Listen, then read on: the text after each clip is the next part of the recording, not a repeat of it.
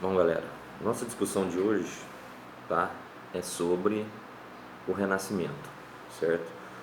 Trabalhamos anteriormente, né, de uma forma geral, a filosofia medieval, tá? Agora a gente está entrando em uma nova forma do ser humano de conceber a si mesmo e a sua realidade, tá? Por isso é o nome de Renascimento, tá? Renascimento que nos remonta, né, essa palavra de uma forma específica a uma revivência, um renascer de algo, tá? E é sobre justamente isso que alguns pensadores, de uma forma geral, vão começar a lidar, certo? No sentido do que, pessoal? De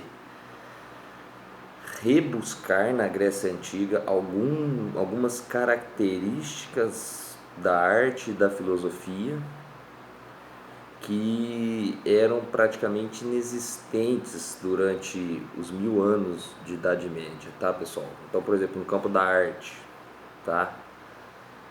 A gente vai ter o que? A valorização do corpo. Em que sentido? No sentido de que tanto esculturas quanto pinturas passam a mostrar o corpo, tá? Elas passam a valorizar os traços, mostram os músculos. Tem pinturas, esculturas de pessoas nuas, tá? E por que isso não acontecia, digamos assim, na Idade Média?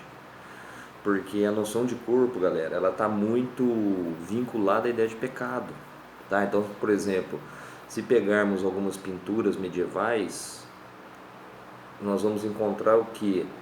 As pessoas com o corpo inteiro encoberto, até aqui e até aqui de roupas, tá? Porque não é moralmente correto você mostrar o corpo, tá? E aí o que vai acontecer? No campo do pensamento filosófico, a gente vai ter o que? Uma espécie de guinada, tá? Rumo à racionalização, certo? Essa racionalização, digamos assim, ela já existia no período medieval. Sim, ela já existia. Se a gente for analisar, por exemplo, o que é a filosofia do São Tomás de Aquino, é uma proposta de comprovar a existência de Deus racionalmente. Então, a filosofia medieval não é apenas um exercício de fé, é um exercício de racionalidade também, tá? Uma articulação entre fé e razão, certo? Mas essa guinada no campo filosófico, ela está muito destinada ao que? A explicar os fenômenos da natureza apenas por meio da racionalidade, tá? A ideia de que apenas com a utilização do mecanismo racional nós podemos conseguir descobrir como a natureza funciona. Então, nesse sentido, enquanto a razão enquanto explicação no mundo real, enquanto possibilidade de explicação, ela vai ganhando centro e as explicações religiosas elas vão perdendo espaço, certo? Isso é o que o Weber vai chamar de racionalização, que é a ideia de modernidade para ele, tá? Pensando já na sociologia.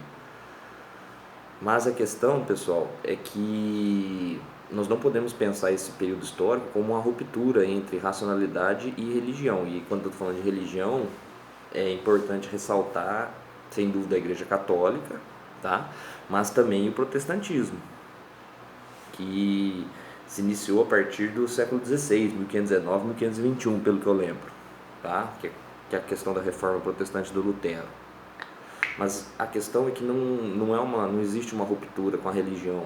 Tanto se a gente pegar as grandes obras de artes desse período, tá? Do Renascimento, 1400, 1700, mais ou menos, a gente vai ter o que? A igreja patrocinando muitos artistas. A gente tem, portanto, a arte da Renascença muito com temas ligados à religião. Tá? A gente pega, por exemplo, a Capela Sistina, lá naquela obra do Michelangelo, aquele afresco, que é a criação de Adão. Tá? A criação de Adão numa igreja feita por um artista da Renascença. Ou seja, a igreja é o grande mecenas do Renascimento, tá? E não é à toa que o Renascimento se dá na Itália, de uma forma geral. É lógico que é um processo histórico e ele vai, digamos assim, ele vai dialogando com outros lugares, ele vai se espalhando, vai disseminando por outros lugares da Europa, tá? Mas o berço dele é a Itália, galera. Tanto que os grandes pensadores, os grandes artistas da Renascença sempre são italianos. Guardem bem essa perspectiva. Então a questão é, a arte ela está muito vinculada com a religião, a filosofia em menos medida, tá? A filosofia começa a se desvencilhar desse pensamento religioso, né, dentro das suas perspectivas de análise, de reflexão, tá? E esse período, galera, é um período de muita mudança na Europa, tá? Ele tem a ver com os processos de urbanização, que a gente já estudou, tem a ver com a crise do Estado, ou seja, essa crise do Estado que eu estou querendo dizer é o quê? A ligação muito forte dos Estados com a Igreja Católica, tá? Tanto que a Igreja Católica tinha um poder absurdo na Idade Média, ela tem ainda, e ela tinha um poder absurdo também no começo da história moderna, da Idade Moderna. Só que o que vai acontecer? Começa-se um processo de ruptura que só vai, digamos assim, ganhar força no Iluminismo, que vai ser 200, 150 anos depois que a gente passa por esse período do Renascimento, tá? Outro ponto extremamente importante desse período, galera, são as grandes navegações, tá? Que desembocaram nos processos de colonização da América. A gente vai ter o desenvolvimento do capitalismo. Então, vejam bem, esse período de transição da Idade Média para a Idade Moderna, que é o Renascimento, ele é um período de muitas mudanças, mas são mudanças profundas na sociedade europeia. Não é qualquer tipo de mudança, tá? Tanto que isso para o Weber é o grande centro da teoria dele acerca do mundo moderno. É esse processo de racionalização, esse processo de secularização, que é a separação da igreja e do Estado, tá? E o humanismo, pessoal, ele tem algumas características muito, muito específicas, tá? Uma delas é o antropocentrismo, que é o ser humano como centro das coisas. É aquele negócio, o homem como medida de todas as coisas, né? No que é isso? Não, a gente não pode interpretar, por exemplo, esse tipo de pensamento, digamos que a partir de uma perspectiva de ruptura com a religião, tá? A questão da racionalidade, ela é para explicar os fenômenos da natureza. Então, quando eu coloco que o ser humano é entendido como centro das coisas, é no sentido de que ele é capaz, por conta da sua racionalidade, de explicar os fenômenos da natureza, como se formam as chuvas, como se condensam as nuvens, o que é um rio, tá? Fenômenos da natureza, o que é um raio, um trovão. Fenômenos da natureza, o ser humano começa a entender que ele pode explicar sozinho. Daí essa ideia do antropocentrismo. Não quer dizer que o ser humano é o centro das coisas, tá? No sentido exponencial do negócio, como se houvesse uma ruptura com a ideia de Deus, ou como se as pessoas daquele momento histórico se tornassem, digamos assim, não crentes em Deus, algo no sentido de ateu, tá? Mas não, é diferente, tá, galera? Porque aqui o Renascimento, ele tem um grande entrelaçar entre razão e religião, tá? Só que a razão de uma forma com explicação do mundo real, certo? É um mecanismo, uma ferramenta que possibilita que eu explique o mundo real de uma forma mais contundente, certo? E outra característica, além do antropocentrismo, é o humanismo, tá, galera? O humanismo é o que? É uma reflexão que o ser humano faz sobre si mesmo, tá? Então, quando a gente fala em filosofia humanista ou humanismo, a gente está pensando no que? Na produção intelectual que o ser humano faz, tá? O homem, ele reflete sobre si mesmo, sobre a sua natureza. Ele é o objeto de sua própria reflexão. Por isso o humanismo, tá? E aí o que entra dentro desse humanismo, por exemplo? Filosofia, história, retórica, que é uma coisa que vem desde a Grécia, tá? A história também vem desde a Grécia, a filosofia vem desde a Grécia, tá? Não é à toa que é chamado de Renascimento, certo? Mas o que vai entrar de novo aqui, por exemplo, é a gramática, tá? E a ideia de que ao se estudar, o ser humano ele consegue se aprimorar. Ao compreender, ao me compreender enquanto ser humano, eu consigo me melhorar, tá? A ideia é mais ou menos essa. E dá pra gente destacar aqui, por exemplo, dentro dessa filosofia humanista, o Petrarca, tá? Que é um pensador italiano, que coloca pra gente a seguinte ideia: antes de entendermos a natureza, o ser humano tem que entender a si próprio, no sentido de compreender a sua natureza, certo? Então vejam bem como o humanismo está ligado também com esse antropocentrismo, tá? A gente tem outros, como o Pico della Mirandola, que é outro pensador italiano, tá? Que vai colocar uma ideia muito inovadora, tá? Para a gente pensar nesse período, que é o quê? Que todos os seres vivos possuem uma essência pré-determinada. Essa essência pré-determinada é o que a ciência vai chamar de instinto séculos depois, tá? Só que dentre esses seres vivos, o ser humano ele é diferente, porque ele não se determina. Aliás, ele se determina, ele não tem uma essência pré-determinada, tá? Então, por exemplo, se pegarmos qualquer animal, ele vai fazer aquilo que já está pré-determinado por ele, pré-determinado pela sua espécie fazer, tá? Um urubu, a gente não pode esperar que um urubu faça algo que não esteja na sua natureza. Só que aí é que está a questão. O ser humano não funciona assim. Ele se determina. Ele não tem uma essência pré-determinada. Eu sou professor não porque está no meu código genético ou tem algum vínculo biológico com isso.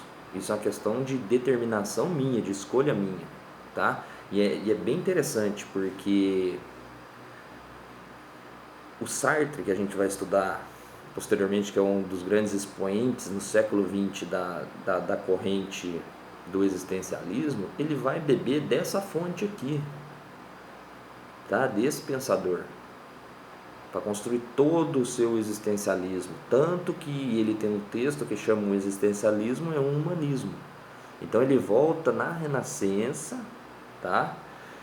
400 anos antes, 300 anos antes, para traçar suas teorias, certo? Então vejam o grau de importância que tem esse movimento do Renascimento na história ocidental, né? Essa busca da filosofia grega, essa busca da arte grega para o mundo contemporâneo deles ali, ó, no século XV, no século XVI, no século XVII, tá?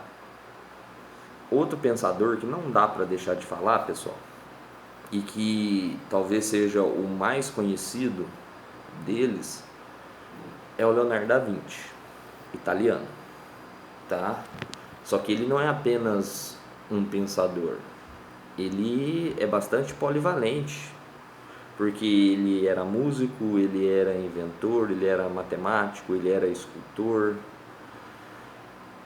e ele carrega uma ideia que é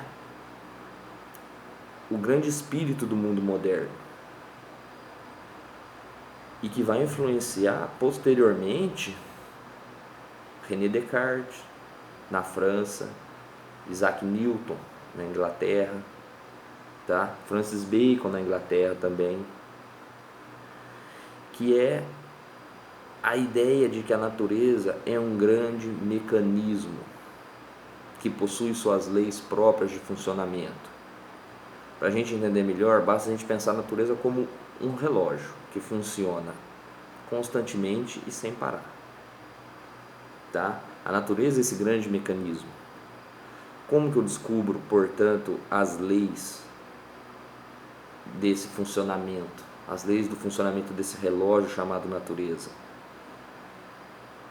É a partir da matemática. Tá? Isso é muito importante, porque esse é o caráter de racionalização do mundo. Tá?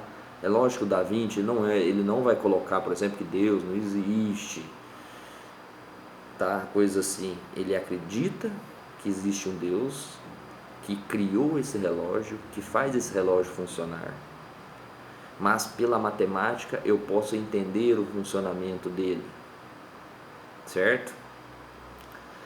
Um outro ponto do Da Vinci que é muito interessante, galera, é a questão da prática, ou seja, a questão da experiência no processo de conhecimento, tá?